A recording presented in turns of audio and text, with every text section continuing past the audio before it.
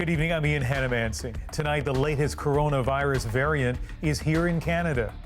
2 cases so far. This is a wake-up call. What we know about Omicron, vaccine protection, and whether closing the borders is enough to slow the spread. All this as COVID cases rise in Ontario, the highest since May. We need to buckle down. Where it leaves your holiday plans, the doctors are standing by. Bracing for the worst in BC. We are ready as we can be. Floodwaters rise after another torrent. We hear unprecedented as a way of describing so much that's been going on. Yeah, it's just absolutely extraordinary. The lower mainland cut off again, and there's more rain coming. A violent arrest of a black teen caught on camera. There will be an inquiry.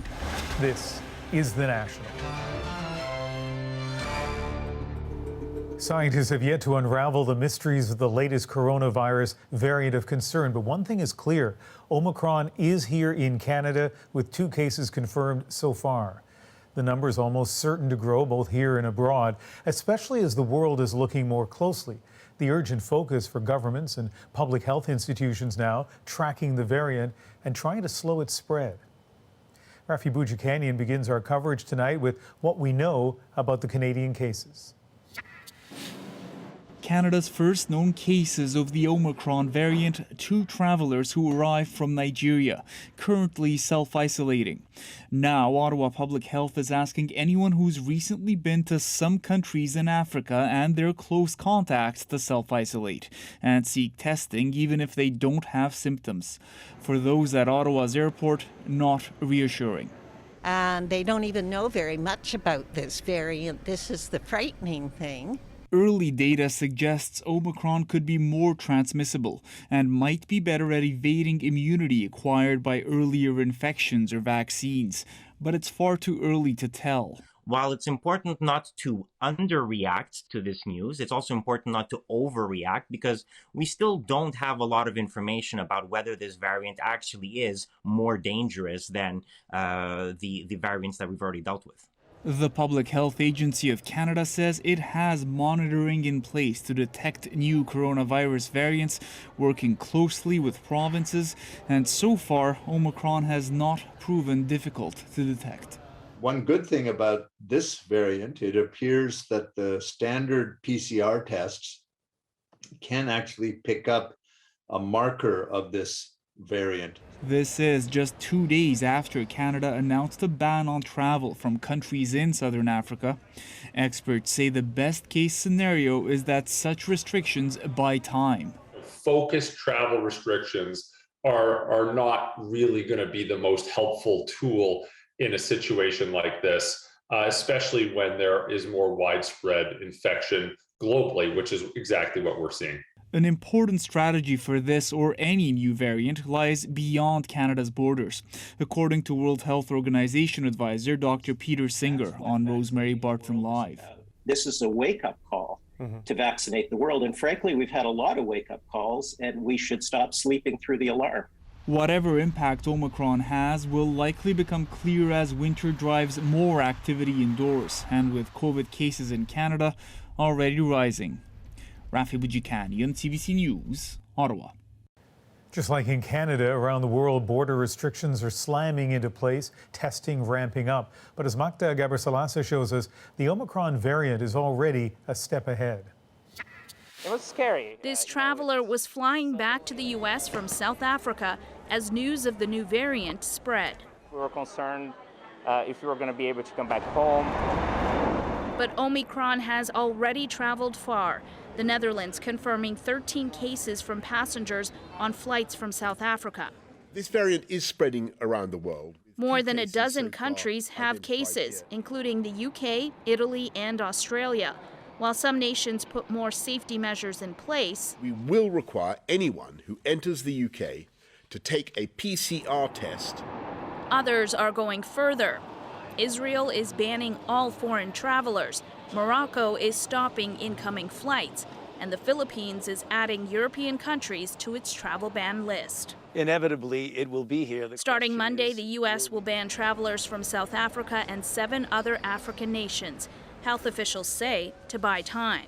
By time biding, you learn more about the virus. You learn what its relationship is to the antibodies induced by vaccines. We are deeply disappointed. But South Africa's president says it's unjust and discriminatory. The prohibition of travel is not informed by science, nor will it be effective in preventing the spread of this variant. And the overall, this South African doctor who flagged the variant's existence agrees.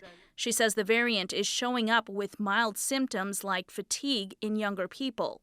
we're not saying the virus is not going to give you severe infections.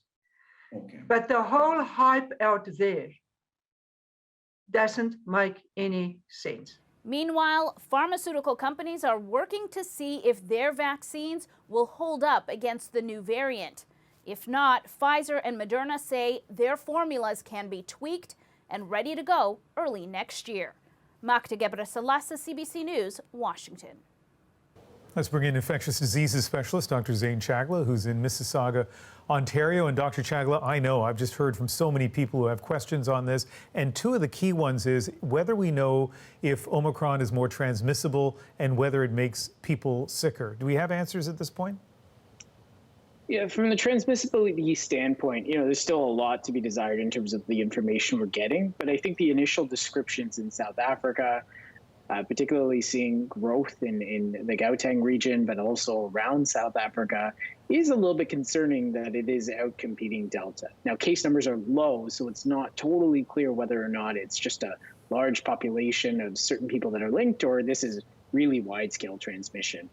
From the severity piece, still very, very unclear. We're hearing case reports here and there of certain things, but again, that's the tip of the iceberg of what's happening. And again, we really do need to wait on good epidemiologic data before we get to that point.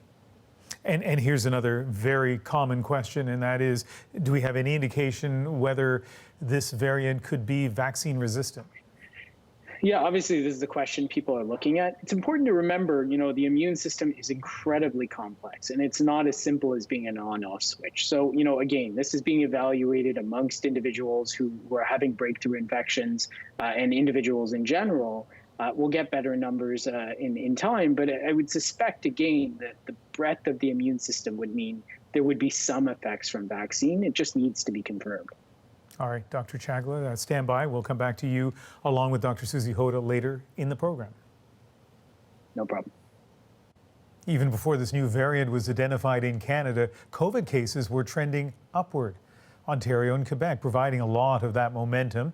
Take a look at the 7-day average of new cases since early August. The low summertime numbers kept rising into September, then they dropped. But the daily count has been on the rise for just about a month now, with a sharper climb over the past few days. Matt Demore looks into why that is and what it could mean as winter sets in. The Mohawk community of Ganawage, just south of Montreal, is at red alert. It had 0 COVID-19 cases a week ago.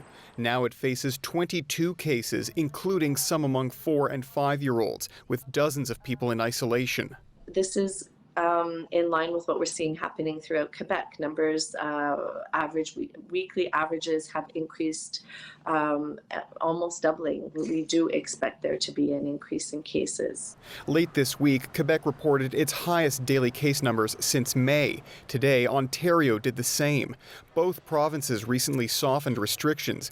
Restaurants and bars can operate at full capacity. In Quebec, high school students no longer have to wear masks in class. Dr. Matthew Outen thinks these changes are possible factors as the weather gets colder. Colder weather generally means people spend more time indoors with the resulting poorer ventilation and more time in close proximity to each other. Again, more opportunities for transmission. Despite the rising cases, hospitalizations in Quebec have remained stable, which Premier François Legault attributes to the province's vaccination rate. 81% of Quebecers aged 5 and over have received 2 doses. We have to be careful, but right now we're doing a lot better than United States and France, UK, when you look at the situation in our hospitals. For infectious diseases specialist Dr. Donald Vinn, being careful means taking action now. He says there's still a risk that hospitalizations will rise and wants to see a 3-pronged approach. More third vaccine doses, more rapid testing, and a reevaluation of those softened restrictions. The COVID virus doesn't really care if you're fatigued, frankly. So that means that if you really want to get back to, at some point, a sense of normalcy, we need to buckle down. A word of warning as Canadians look forward to the holiday season. Matt Damour, CBC News, Montreal. Let's turn now to what's happening in southern BC tonight, where after yet another rainstorm, water is once again forcing evacuations and shutting down roads. You can see how high the waterways have gotten around Abbotsford after more than 100 millimeters of rain fell in some places this weekend. Just the latest in a series of storms that have hit southern BC. We had catastrophic flooding here 2 weeks ago, and another storm is on its way. It really is one worry layered on top of the next right now, especially in and around Abbotsford, and that's where Olivia Stefanovic is tonight. And Olivia, some flooding is being reported, and there's one big closure to tell people about.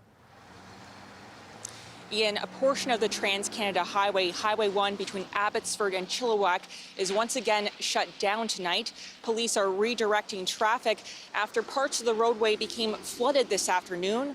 Crews are working into the night to raise up the Sumas River dike to protect homes and farms in Sumas Prairie near Abbotsford to make sure they don't experience any more destruction. The concern now, Ian, is whether those temporary measures will hold. These cows enjoy a meal in a warm, dry barn after being transported to higher ground. It's stressful on the cattle and stressful on the people. The Dykeshorn family is trying to avoid a repeat of the panic that set in 2 weeks ago when a deluge inundated the Sumas Prairie, leaving these animals standing in water for nearly 48 hours before being rescued. One night I lay awake thinking about farmers who had to see their animals. Some of them had to be euthanized because it was, they couldn't be saved. I can't imagine not have animals lost. Anxieties are high on the Sumas Prairie, where many homes and livelihoods are still underwater. We are ready as we can be. People know more water is coming. The question, how much? For that answer, all eyes are on the Nooksack River south of the border, which breached its banks today. That water will spill north. It's headed here. There's nothing to stop it after that. Compounding the situation, snowmelt from higher elevations. It's all prompting an evacuation order for some residents. Not great.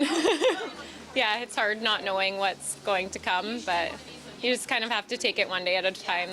This here is feed that's going to be airlifted to farms that are still cut off. Chris Perry is staying put, keeping a close eye on the flooded field, cresting over the road between his house and dairy supply business. It's just nerve-wracking as you watch the water rise again, and frustrating that you can't do anything about it. Last time, Perry had to use sea-doos and boats to save his cattle. The evening was probably the worst evening I've had in my life, just worried about the animals, the fact that we're helpless to get them out. It's a feeling he's trying to avoid this time, with his cattle moved to safety, an exit ride ready. Those gray skies and all that water, so bleak. And Olivia, what are the conditions like where you are now? Well, Ian, the rain is finally tapering off, but some parts of Abbotsford are experiencing more flooding tonight. The Sumas Prairie, ground zero for devastation, could experience more. And this all depends, Ian, on what happens with the Nooksack River overnight. Thanks, Olivia. Abbotsford is just one of so many communities struggling right now to try to keep that water out and to try to fix the damage that's already been caused as that next big storm looms. Susanna De Silva brings us that part of the story. It's all coming across now already into the farmer's field. As rain keeps coming down, the rivers keep going up. This video from near Princeton, a community inundated 2 weeks ago. It is trying to build its defenses. The question is, how high do they need to be? There's a lot of gravel and fill that's come down, and we may have lost 1 or 2 feet of our dike because now the river is higher than what it was before. With the Army's help, they are now trying to build up their entire diking system another 2 or 3 feet to compensate. The The province's River Forecast Centre says it is trying to gather information on how the landscape has changed to adjust its forecasts. There are flood watches and warnings over much of southern BC and new flooding fears in Merritt. I'm quite worried that it's going to get worse. More people are going to lose their homes. The entire city of 7,000 was forced out in the last flood. Some residents were allowed back during the day, but that has been suspended, and the city is now calling in the military for support. Everybody hopes that we're back for Christmas, but with the evacuation being extended, I'm worried that we won't be. Crews work to shore up damaged roads while preemptively closing several major highways, number 1, 3, and 99. They all saw minor rockfall and debris, along with one small slide in this latest storm. The worry now is what's next. While the varied forecast models differ, this next storm could be the most intense since the original storm pulse hit 2 weeks ago. That storm is expected to hit Monday, and the effects felt all week. The next couple of days are going to be crucial to what's going to happen here. We're racing the clock right now. And after battling for 2 weeks, the race is on, with water again lapping at their doorsteps. Susanna De Silva, CBC News, Vancouver. Let's bring in our senior meteorologist, Johanna Wagstaff. And Joe, it rained a lot here in Vancouver over the last couple of days, but put this latest storm in perspective for us. Yeah, Ian, it was relentless. And in the end, we did get sort of the upper end of the forecast for this event. Places like Abbotsford and Chilliwack, the hardest hit areas last time, saw over 100 millimeters of rain since yesterday morning, most of it coming in the last 12 hours. On top of that, snow has been melting at the very tops of our local mountains, adding to that runoff. And our rivers have been responding. Most of them across the south coast are cresting or will crest overnight, meaning reaching their peak. And so far, most of them are below levels from November 13th to 15th. But Ian, places like Coldwater River at Merritt, once again reaching historic levels because the channels themselves have changed. You don't need as much water for the same amount of flooding. So 2 atmospheric rivers in 2 weeks, and a third is expected in just a few days. What is that looking like? Ian, still a lot of uncertainty with the storm, but we have more confidence in the timing. Looking to hit the central coast, so farther to our north, Monday night, and then sliding down to the south coast for Tuesday. Right now, looking at a general 40 to 100 millimeters for our most vulnerable communities. That's quite a range, but keep in mind these systems are such a narrow fire hose, so any shift in that forecast can mean a worse or a better forecast. And right now, this particular storm has been really hard to nail down. The good news, Ian, it looks like we do get a bit of a break after this third of 3. All right, and we'll keep watching closely. Joe, thank you very much. You're welcome. Turning now to other news, in a video that many in Quebec are calling disturbing, including the Premier, it shows Quebec City police violently arresting 2 young black people. Amid the calls for explanations, police are saying very little. Kwabena Oduro has the story. It happened in the early hours of Saturday morning. A young black woman is heard screaming as police drag her through the snow, at one point pulling her by her hair. As a black teenage boy is arrested, a man in a police uniform kicks snow in his face, and another officer lands several blows, even though the teen is restrained and doesn't seem to struggle. You're asking why is it always black kids? It's because we as a people have no power. If we have no power, then we are subject to abuse.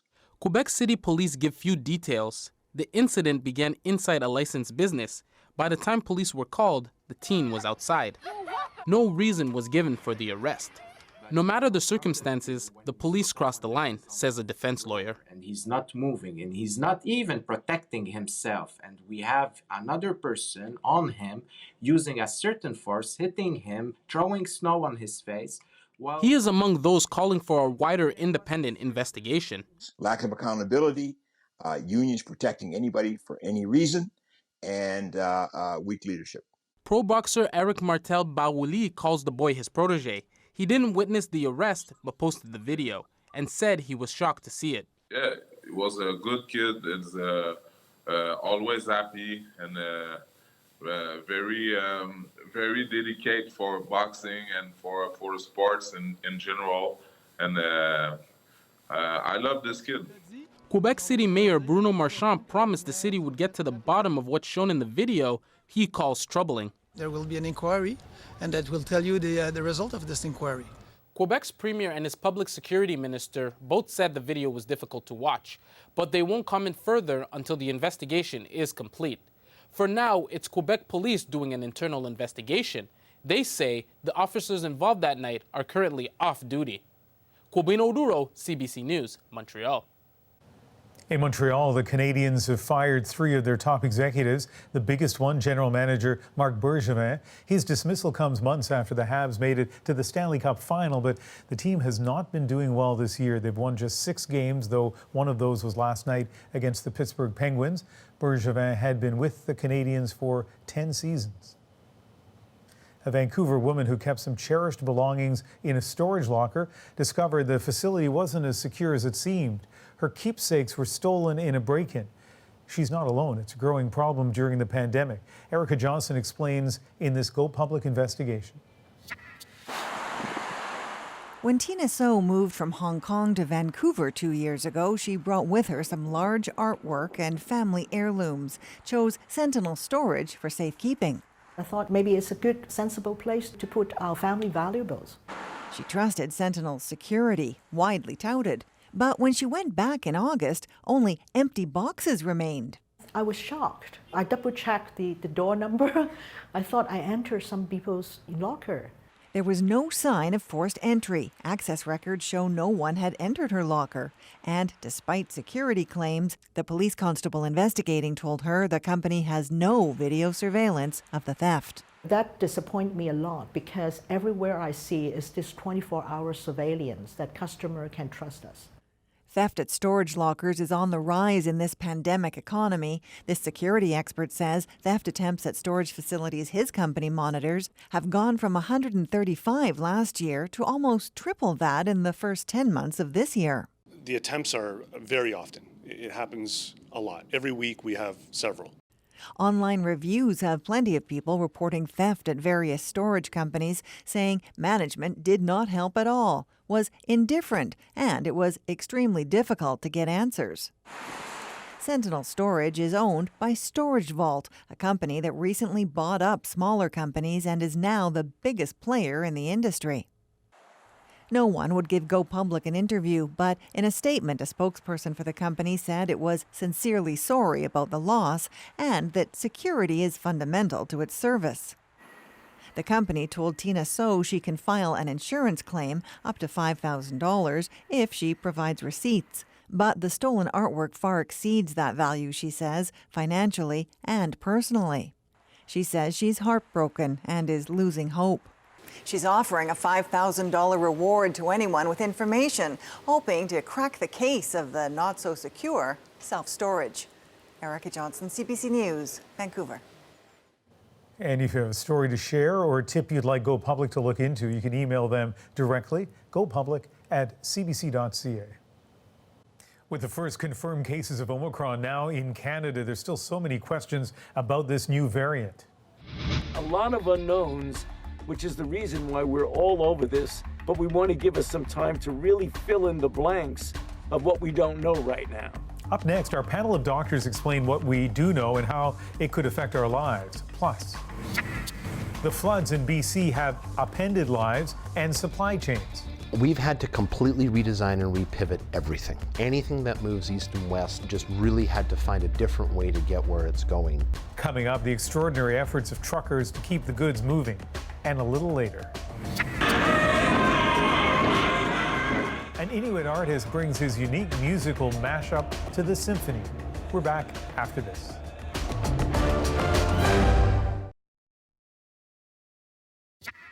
I want to express my deep gratitude to scientists in South Africa who identified this new variant and shared the information widely and immediately. The UK Prime Minister this weekend crediting South African scientists who collected the first sample of Omicron just 19 days ago. Now the world is on guard for this new variant of concern, but we're still far from fully understanding its impact. So let's get some insight from the experts joining us. Infectious disease specialist Dr. Zane Chagla in Mississauga, Ontario, and Dr. Susie Hoda in Toronto. And Dr. Hoda, let's start with you. There have been other variants of concern which have emerged, some proven to be less consequential. Delta ended up spreading quite widely. Do we have any indication at this point whether Omicron is likely to become the dominant strain of COVID? It's really too early to say at this stage. I mean, there are mutation profiles of this variant that it's very concerning, as well as what's been happening in South Africa in terms of how rapidly it's taken off. But we do have to remember that that is one country's experience so far, and we don't have the full story there. So what we really need to hear about is what comes out of that epidemiologic investigation, in terms of were there changes in behavior in the population that led to more transmission risks and events? Was there a change in detection because there was, an understanding that there's this new variant coming up? We just really don't know all the details yet. And we'll also learn from the cases that have been identified in other countries and the contact tracing that happens from that and what happens in the country at large after these cases have been introduced. So, Dr. Chagla, I get the sense very clearly from Dr. Hoda, it's still very early, not a lot of data, but for the record, let me just quickly ask you this. In terms of transmissibility, severity of illness, and efficacy of vaccines against Omicron, do we have a clear sense right now of any of those things? Yeah, it's unclear. It's very early. As Dr. Hoda mentioned, we're seeing the tip of the iceberg now. And again, we need more data to make these real life decisions and get real data around what's actually going on and how this compares to Delta and others. So, Dr. Chagla, at this point, should this have any impact on the rollout of boosters, speeding that up, for example? I think there's still rationale for the populations we're giving boosters in that the National Advisory Committee on Immunizations decided to in people of a certain age, people with immunocompromising states, certain front-facing healthcare officials. I think that's still very reasonable. There's nothing to say right now that boosters are necessarily going to change, our response to Omicron. But we do know Delta is currently circulating, and those populations likely do need that protection. And so, it's still important to consider this, but also consider, again, that we have to be very careful of how we approach a huge vaccine demand going into the future, especially knowing that part of the reasons behind what we're seeing today are vaccine inequity that's been in place in sub-Saharan Africa for some time. What about testing surveillance in Canada? Dr. Chagla, are we doing enough? Yeah, I mean, look, the one nice thing about this variant is that, our original testing for alpha actually works relatively well here, that we look at a specific gene being knocked out that we saw with alpha that is also knocked out here. So it can certainly be pivoted. There's been incredible work by a number of Canadian networks to sequence samples in real time, and in places like Ontario, up to 30% of what we see as our cases is being sequenced at any given time. So, yes, there's a need to test more. Yes, there's going to be a need to be detecting more, especially some of the easy tests we can do off the samples. But there's been a lot of infrastructure set up in the last year, and hopefully this is the time to put it to good use. Dr. Hoda, let's talk about the public policy implications. But again, I understand it's so early, but people are wondering, is it time to bring back some public health restrictions? Well, we don't need lockdowns in Canada at this point. I know that's probably front and foremost in many people's minds right now. But what provinces might need to think about is the pace of reopening and some of the reopening plans. So it would do us well to be cautious and slowly, introduce those kinds of laxities and measures. This may not be the time to do it. We may not want people to have more contacts with one another as we're learning about a new variant that sounds very concerning. So that's one thing. But the other thing is even the restrictions or the measures that are in place right now, we could do a lot better at them. So, for example, masking in public indoor spaces, I'm seeing that fall off in a lot of areas where I live. We could do better with that. As Dr. Chagla mentioned, testing, we definitely could do a better job in terms of testing if we think we've been exposed or we might have symptoms of COVID-19.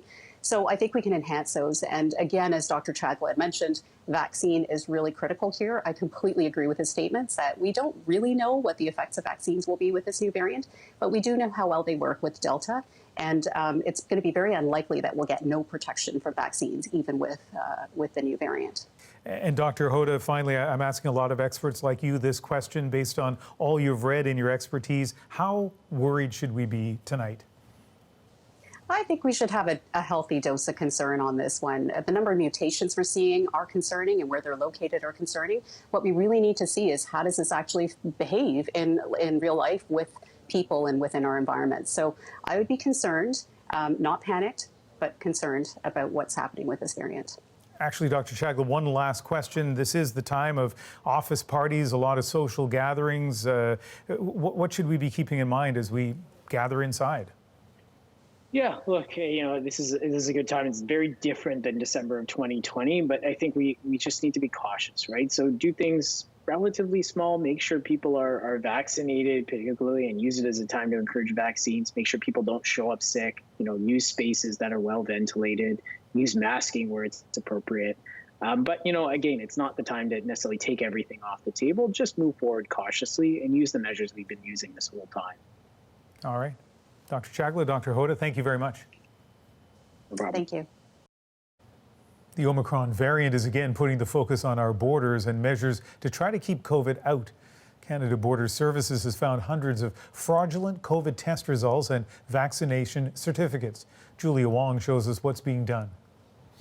This is the first time since 2019. Ali Badawi went home to Egypt last month. His annual trip was delayed due to the pandemic. Like all travelers to Canada, Badawi had to show a negative COVID-19 test and upload his proof of vaccination. It's not the best, not the easiest thing for many people. Badawi followed the rules, but not everyone does. The Canadian Border Services Agency says as of October 31st, there were close to 400 suspected falsified COVID-19 test results and close to 100 suspected fraudulent proof of vaccination credentials. One forensic document examiner says it actually is not that difficult to create falsified records. Just have to download these softwares and, for example, Photoshop, and you can just do all the editing. This as Canada introduces new border measures in the wake of the new Omicron variant. For every person that is not protected, they're creating enhanced risk for themselves, obviously, but not protected and then traveling to other countries, you're bringing that risk back and forth. Health policy expert Lorian Hardcastle says it's good these instances are being flagged, but I do wonder what percentage that segment represents of the total number of people who are coming in without being vaccinated and or tested. She says enforcement is key, something that could be easier if all countries moved away from paper documents. I would suggest that QR code method is very safer as compared to the PDF certificates. As for Badawi, he's not surprised to hear about fake records. He's disappointed. You protect your family, you protect your co-workers, so that's the goal here. Julia Wong, CBC News, Edmonton. With so many highways closed by flooding in British Columbia, supply chains have been badly disrupted. Rerouting is like 4 or 5 hour drives when we go Surrey to Kamloops, Canada-wise. Like now, maybe 5 or 6 hours extra. Coming up, the challenges truckers are facing.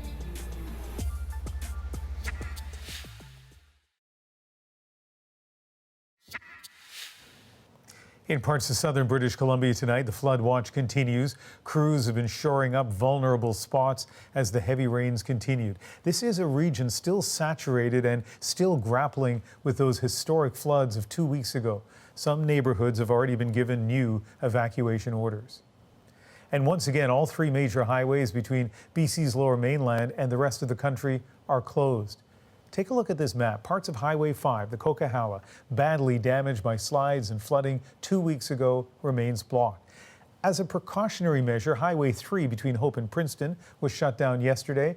And tonight, new flooding has forced another closure on Highway 1, this time between Abbotsford and Chilliwack. All of that adding up to huge hurdles for truckers trying to move goods. Another setback this weekend on trying to restore Canada's supply chain. Highway 1, which had been reopened between Vancouver and Hope on Thursday, a vital link in the chain, shut down again. But even when it's open, it's slow going.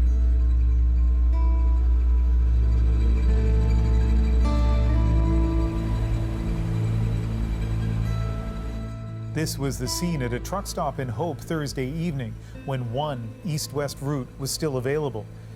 It took Gord Statham an extra 4.5 hours to bring a load of food from Calgary to Hope. He was so close to his legal daily driving limit that he had to wait here for another driver to take the trailer into Vancouver. The mudslides has been brutal because we have no idea which way we're able to go, what roads are closed or open. The traffic is huge, especially for the truckers on the point of view, because it's just lines and lines and lines of trucks. You know, and you're not going anywhere fast, and people want their food right away, but there's nothing we can do about it. The BC Trucking Association says every delay each way adds up. So give me some descriptions of what's happening to the supply chain right now. You know, we've had to completely redesign and repivot everything. Anything that moves east and west just really had to find a different way to get where it's going.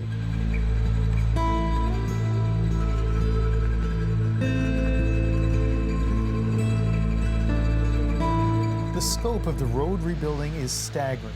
Dozens of slides, washouts, and broken bridges are being worked on, some in areas where winter weather will soon set in. We've never seen anything like this in BC in terms of how many highways have been impacted all at once. We have 200 sites across the South Coast and interior that were impacted.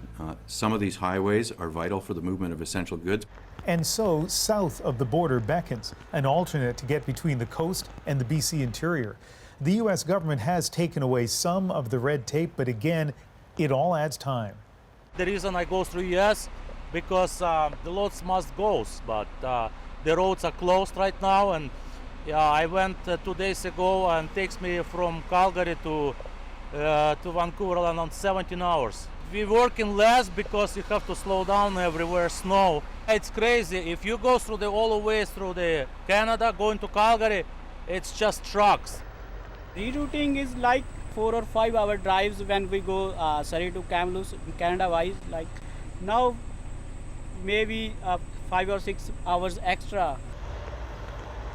So let's talk about north and south of the border, because you know, we've talked to some truckers who have had to reroute, I guess. What's the upside and downside of that? Well, what it's done is it's provided a relief valve. It's provided us with some level of access to be able to move east and west. It's really important to know that whereas you and I can go across into the United States in a light vehicle with some basic personal identification, the process is so much more complicated for a motor carrier. We hear unprecedented as a way of describing so much that's been going on since the rain started to fall a couple of weeks ago almost now. From the trucking industry perspective, how would you describe what's going on right now? Yeah, just absolutely extraordinary. We've seen, you know, winter events and weather events where multiple passes are closed for a period of time. It might be 12 hours or maybe as long as a day and a half. We've never seen anything like this.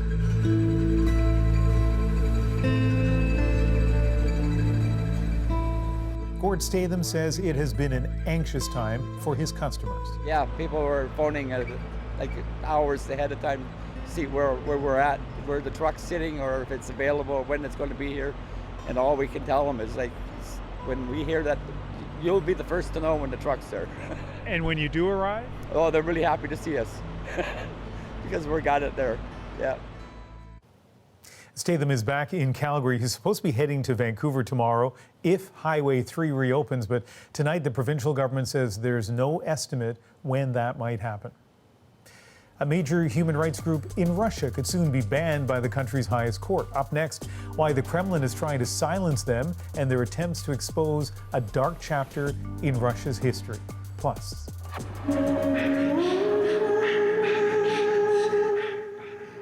beatboxing, throat singing, and a symphony orchestra come together for a musical moment you won't want to miss.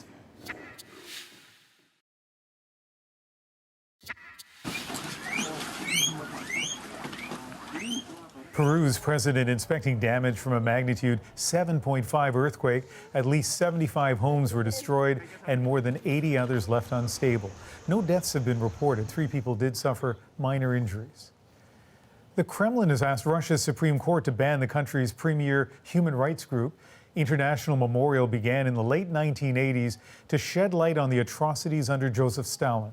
But as Briar Stewart explains, activists say the court case is really about controlling the narrative and silencing critics of President Vladimir Putin. On the streets of Moscow, a walk through the past, a tour to learn about Joseph Stalin's repressive legacy. Giving back the memories of that time to the people.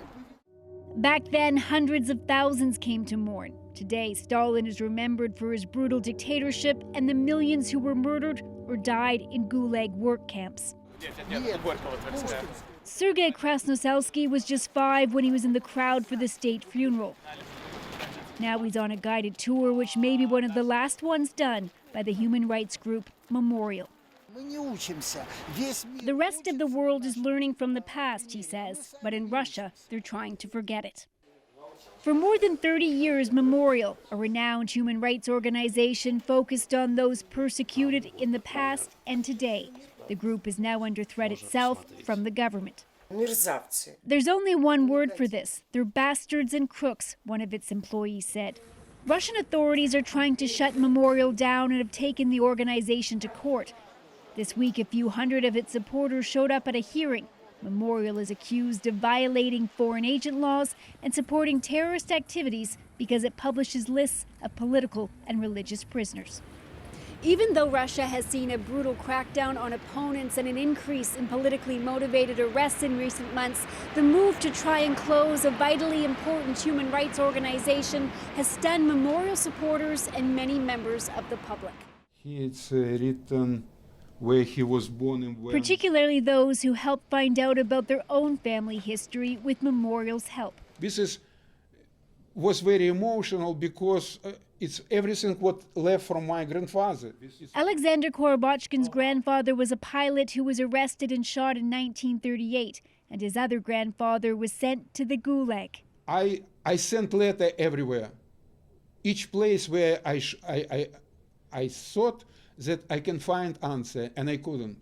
It's very difficult to imagine that they tried to close a memorial. On these shelves are just a tiny fraction of files related to those who died or disappeared. We can't be sure about the whole extent of the repressions that took place during the 2030s. There are millions more stories that still need to be compiled, and a great risk there might not be anyone able to do it. Friar Stewart, CBC News, Moscow. Next, how a Nunavut man is keeping his culture alive. And how he brought it to the big stage. That's our moment, coming up.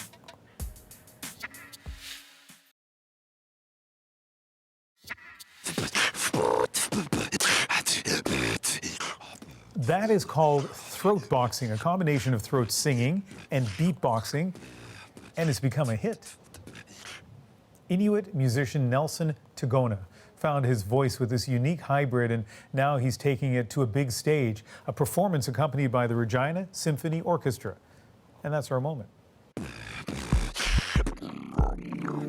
I'm 27 years old, and I have been a performer for about 10 years now. When I first started, I didn't plan on being a throat boxer. I wanted to be a guitarist. I gave it a shot on stage, and while I was on stage, it was at a talent show. I got second place, and that's when I decided I should include some of who I am and where I come from into what I do. I was really shy. I was hiding away at home, learning this slowly, and when I did it on stage for the first time, the crowd went nuts. For those up north, it has created interest in youth to actually look into what throat singing really is, and it's helping keep the culture alive. Never thought that throat boxing would have gotten me in touch with symphony orchestras. Everything that I truly wanted in music came true. You can just feel the energy, the electricity he has as a performer. And by the way, when I saw that term throat boxing earlier in the script, I thought, well, that must be a mistake. But he's with a group called Blueprint for Life. They help vulnerable youth, and they came up with the term. That is The National for November 28th. Good night.